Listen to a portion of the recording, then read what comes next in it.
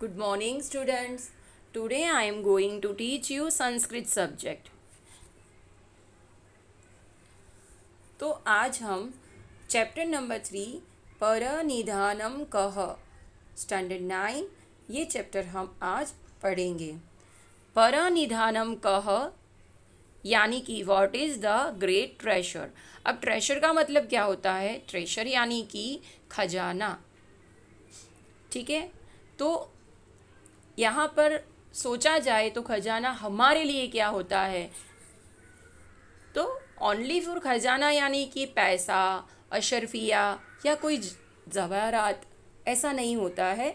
Best खजाना क्या होता है, यानी बेस्ट ट्रेशर क्या होता है? तो इंसान के लिए बेस्ट ट्रेशर होता है उसका ज्ञान। तो यहाँ पर ऐसे ही एक ज्ञानी पंडित और ज्ञानी राजा के बारे में हमें पूरी कहानी दी गई है। तो आज हम वही लेसन पढ़ेंगे जिसके अंदर यहाँ पर का एक राजा है और राजा के साथ में एक पंडित है। तो स्टूडेंट्स, हमें आज यहाँ पर काफ़ी ज्ञान और ज्ञान का भंडार मिलने वाला है, जिसके अंदर एक राजा है, राजा के साथ में एक पंडित है। और पंडित वो होता है जिसके पास ज्ञान होता है, ज्ञान का भंडार होता है और उसके पास वेद और पुराण का भी काफ़ी नॉलेज होता है। और उसके आगे एक राजा भी झुक जाता है, जिसके पास ज्ञान का भंडार होता है तो राजा उसके आगे भी झुक सकता है। यहाँ पर हमें एक राजा जो है, राजा का नाम है भोज राजा, और भोज राजा के साथ में एक ज्ञानी पंडित का जो वार्तालाप होता है वो पूरा वार्तालाप यहाँ पर दिया गया है। अब यहाँ पर 11वीं सदी में इंट्रोडक्शन देखें, जिसके अंदर 11वीं सदी में भोज नामक जो राजा थे वो मालव प्रदेश के धारा नगरी के राजा थे।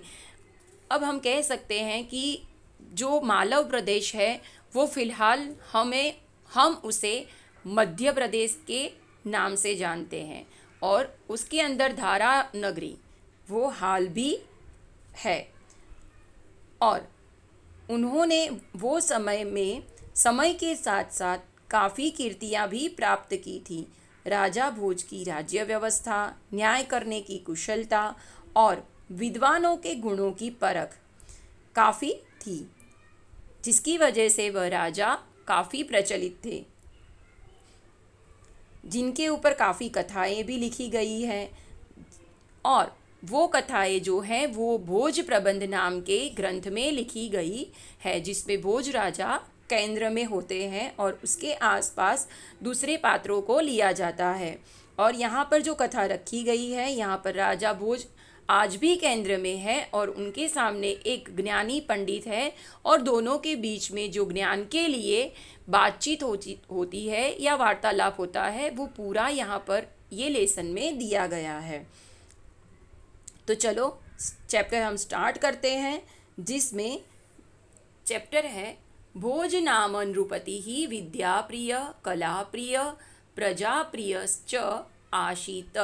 यानी कि भोज यानी नाम है, भोज नाम यानी भोज नाम के नृपति यानी कि राजा, विद्याप्रिय यानी कि लवर्स ऑफ लर्निंग, कलाप्रिय यानी लवर्स ऑफ फाइन आर्ट्स, प्रजाप्रिय किसे कहते हैं? जो प्रजा में प्रिय होता है, यानी and found of for devoted two subjects, यानी कि जो इंसान प्रजा में भी प्रिय होता है उसे प्रजा प्रिय कहते। प्रजा में प्रिय ऐसे ही नहीं होते हैं, वो अपने कर्मों से, अपने कार्यों से और कार्यों की कुशलता से प्रजा को प्रिय रहते हैं। तो पहले के समय में जो राजा प्रजा में प्रिय होते थे वो राजा बहुत ही कुशल रहते थे, इसीलिए वो प्रजा में प्रिय रहते थे, क्योंकि वो प्रजा का भी काफ़ी अच्छे से ध्यान रखते थे, प्रजा की मुश्किलों को ध्यान में रखते थे और जितना हो सके प्रजा के लिए वो कार्य करते रहते थे। अब यहाँ पे इसीलिए राजा भोज जो है वो प्रजा में भी प्रिय थे। तो यहाँ पर कह सकते हैं कि जो राजा थे, भोज नाम के जो राजा थे वो विद्या प्रिय, कला प्रिय और प्रजा में भी प्रिय थे। अतः तस्य राजसभायां दूरदेशात् अनेके विद्याविशारदाः पंडिताः समागच्छन्ति स्म। तो अतः इसीलिए तस्य उनकी राज्यसभा में दूर देशात यानी दूर देश से अनेक विद्या विशारदा यानी कि जो विद्या में निपुण होते हैं वैसे पंडित आते थे। तो जो ट्रांसलेशन है पूरी 2 लाइन का, a king named Bhoj was the lovers of learning, lovers of the fine arts and devoted to subjects. So many scholars, expert in laws, used to come to his royal assembly from far off countries. यानी कि translation ऐसे गुजरात हिंदी में ऐसे कह सकते हैं कि भोज नाम के जो राजा थे वो विद्या प्रेमी, कला प्रेमी और प्रजा प्रेमी थे। इसीलिए उनकी राज्यसभा में दूर दूर देश से अनेक विद्या कुशल पंडित आते थे। उसके बाद वाला पैराग्राफ है, एकदा भोजः प्रासादस्य गवाक्षे उपविष्टः आसीत्। एकदा यानी एक बार, भोज यानी भोज राजा, प्रासादस्य, देखो यहाँ पे प्रासादस्य दिया है। प्रासादस्य यानी कि उनका जो महल होता है, पैलेस होता है, उसे प्रासादस्य कहा जाता है। बल्कि उसकी जगह आपको प्रसादस्य, प्रसाद दिया होता है। तो प्रसाद क्या होता है, जो हम देवी या भगवान को चढ़ाते हैं वो प्रसाद होता है। ठीक है, तो दोनों में काफ़ी अंतर है। तो प्रासादस्य का मतलब होता है कि महल और पैलेस। गवाक्षे, गवाक्षे का जो मतलब होता है उनकी जो महल की बालकनी होती है वो गवाक्ष, उसे संस्कृत में गवाक्ष कहा जाता है। अगर गुजराती में या हिंदी में कहे तो उसे झरूखा कहते हैं। उपविष्ट यानी वहाँ पर खड़ा रहना, उपविष्ट यानी कि वो वहाँ पर खड़े थे, बैठे थे या खड़े थे। उपविष्ट यानी बैठे हुए थे। तब उन्होंने क्या देखा, समार्गे एकम नवागंतुकम अनभिघ्नम युवकम पश्यति। तब वो जो खड़े थे तो मार्ग से नव आगंतुकम यानी नए, जिसे हम अननोन पर्सन कह सकते हैं, कोई नहीं जानने वाले पर्सन को उन्होंने आते हुए देखा। अननोन पर्सन यानी अननोन युवक, अननोन पर्सन यंग मैन को उन्होंने आते हुए देखा। तस्य परिचयं ज्ञातुं सः तम प्रासादे आह्यति। तस्य यानी उसके परिचय के लिए, उसे जानने के लिए, ज्ञातुम यानी कि जानना, उसके परिचय को जानने के लिए उन्होंने सह यानी उनका खुद का महल, तम प्रासादे उनके महल में, आह्यति यानी उन्हें बुलाया। ततस्तयोः मध्ये एवं वार्तालापः संजातः।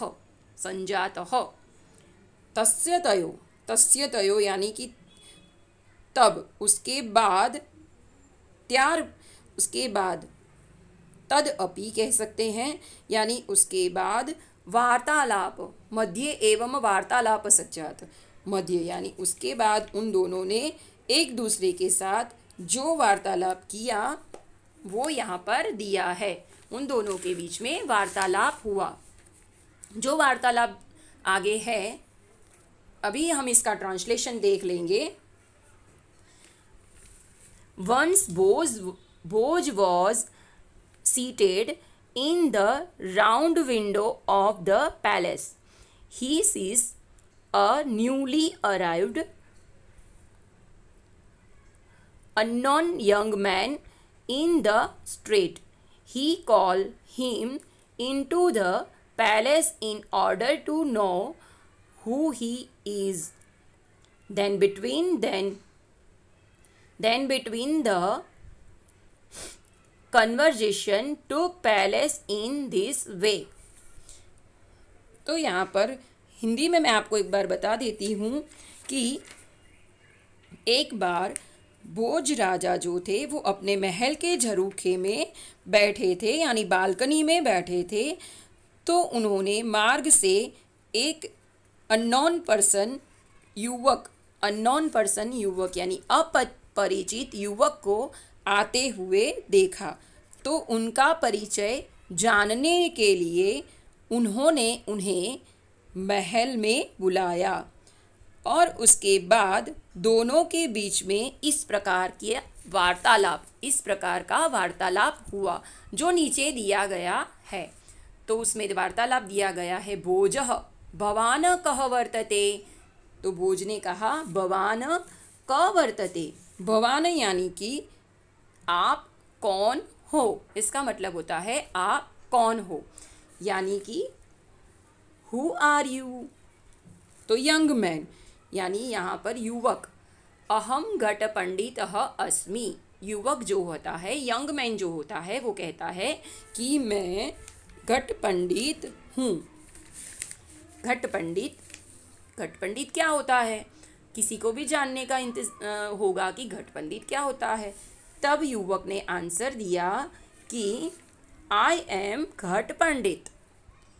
भोज घट पंडित। अब भोज राजा जो है वो आश्चर्य से पूछते हैं कि ये क्या नाम है, घट पंडित, किम नाम घट पंडितः इति। तो अभी भोज राजा कहते हैं घट पंडित जो है वो सुन के आश्चर्यचकित हो जाते हैं और वो पूछते हैं घट पंडित, व्हाट इंडीड डज घट पंडित मीन, यानी कि तुम्हारे नाम का मतलब क्या होता है।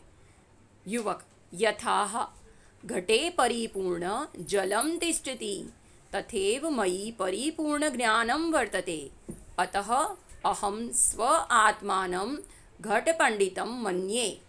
अब वो युवक जो है, यंग मैन है, वो क्या कहता है कि just as there is water filled up, यानी कि जो वाटर होता है, जैसे घड़े में पानी जो है वो परिपूर्ण यानी पूर्ण रूप से भरा होता है, वैसे ही मैं ज्ञान से परिपूर्ण हूँ, यानी मेरा जो मस्तिष्क है, मैं जो हूँ वो ज्ञान से परिपूर्ण हूँ।